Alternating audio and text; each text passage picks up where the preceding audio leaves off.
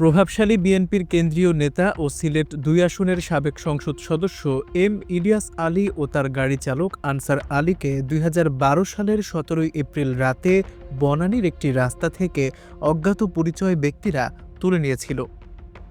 এরপর ইলিয়াস আলীর পরিবার দীর্ঘ এক যুগ ধরে সরকারের বিভিন্ন ব্যক্তি ও দপ্তরে যোগাযোগ করেও ইলিয়াস আলীর হদিস পাননি।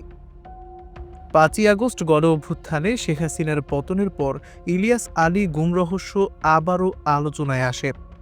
সম্প্রতি এই ঘটনার চাঞ্চল্যকর তথ্য উঠে আসে আন্তর্জাতিক অপরাধ ট্রাইব্যুনালে দেয়া গ্রেপ্তার র্যাব সদস্য সার্জেন্ট তাহেরুল ইসলামের ১৬৪ ধারা স্বীকারোক্তিতে।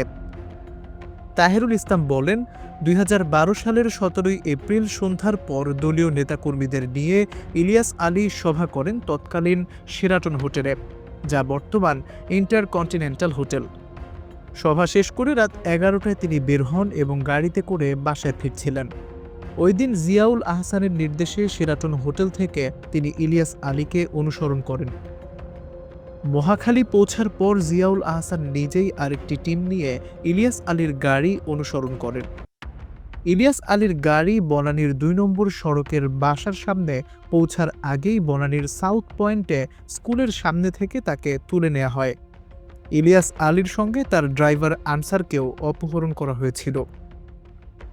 জবানবন্দিতে তিনি আরও বলেছেন, আমার দায়িত্ব ছিল শেরাটন থেকে অনুসরণ এবং বেতার বার্তায় গতিপথ জিয়াউল স্যারকে জানানো। মহাখালী পৌঁছার পর ইলিয়াস আলীর গাড়ি সরাসরি অনুসরণ শুরু করেন জিয়ার টিম। পরে মহাখালী জলখাবার হোটেলের অদূরে বনানীর ২ নম্বর সড়কে ইলিয়াস আলীর গাড়িকে ধাক্কা দিয়ে থামানোর পর ড্রাইভার আনসার সহ ইলিয়াস আলীকে অপহরণ করে জিয়া টিমের সদস্যরা। এরপর জিয়া বলেন, তোমার ডিউটি শেষ, চলে যাও। নির্দেশনা অনুযায়ী দায়িত্ব শেষে তিনি ফিরে যান। জিয়ার টিম ইলিয়াস আলীকে নিয়ে যাওয়ার পর ঠিক কী হয়েছে সেটা তিনি বলতে পারবেন না। ট্রাইব্যুনাল সূত্র আরও জানিয়েছে, ইলিয়াস আলীকে হত্যা ছাড়াও র্যাবের জিয়াউল আহসানের কিলিং স্কোয়াডের এক সদস্য একদিনে ১১ জন এবং আরেক সদস্য ১৩ জনকে খুন করেছিলেন। সেই সময় জিয়াউল আহসান র্যাবে কর্মরত ছিলেন। বর্তমানে তিনি কারাগারে আটক রয়েছেন। আন্তর্জাতিক অপরাধ ট্রাইব্যুনাল ও গুম তদন্ত কমিশন সূত্রে আরও জানা গেছে, ইলিয়াস আলীকে অপহরণের সঙ্গে জড়িত ২ জন সেনা সদস্য বর্তমানে সেনাবাহিনীতেই রয়েছেন। এরা হলেন ওয়ারেন্ট অফিসার জিয়া ও ইমরুল। জিয়াউল আহসানের রানার হিসেবে গুম ও খুন মিশনের হুকুম তারা তামিল করতেন। খুনি চক্রের সদস্য হিসেবে চিহ্নিত হওয়ার পর গুম তদন্ত কমিশন ও আন্তর্জাতিক অপরাধ ট্রাইব্যুনালের তদন্ত টিমের সুপারিশের পরিপ্রেক্ষিতে সেনাবাহিনী এই ২ সদস্যকে ক্লোজড ও অন্তরীণ করেছে।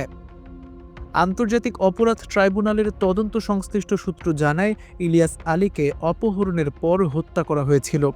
হত্যার পর তৎকালীন র্যাব কর্মকর্তা এবং পরবর্তীতে সেনাবাহিনীতে পদোন্নতি পেয়ে মেজর জেনারেল হওয়া জিয়াউল আহসান অফিসে ফিরে স্বস্তি ও আনন্দ প্রকাশ করেছিলেন। তিনি বলেছিলেন, আজ বড় একটি অপারেশন সাকসেসফুল হলাম, শেষ করে তাকে যমুনায় ফেলে দিয়ে এসেছি। জিয়া একথাও বলেন যে, ইলিয়াস আলী অপারেশনের কথা ঊর্ধ্বতনকে জানিয়েছি।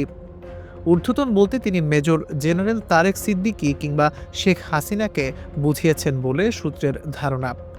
যাদের সামনে এই কথা জিয়াউল আহসান বলেছিলেন, তাদেরকেও চিহ্নিত করতে সক্ষম হয়েছেন ট্রাইব্যুনালের তদন্ত টিম।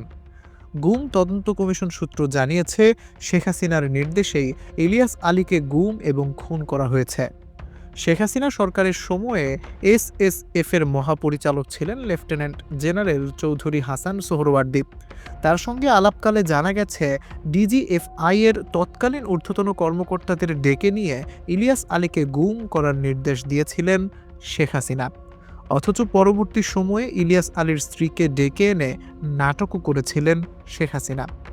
পুরাতন শাড়ি পরে জড়িয়ে ধরেছিলেন ইলিয়াস আলীর স্ত্রী ও কন্যাকে। এ সময় ইলিয়াস আলীর স্ত্রীকে শেখ হাসিনা জানিয়েছিলেন, বিএনপি চেয়ারপারসন বেগম খালেদা জিয়ার নির্দেশে অপহরণ করা হয়েছে।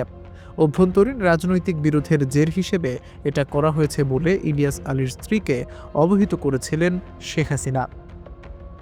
আল মাহমুদ, দৈনিক দিগন্ত, ঢাকা।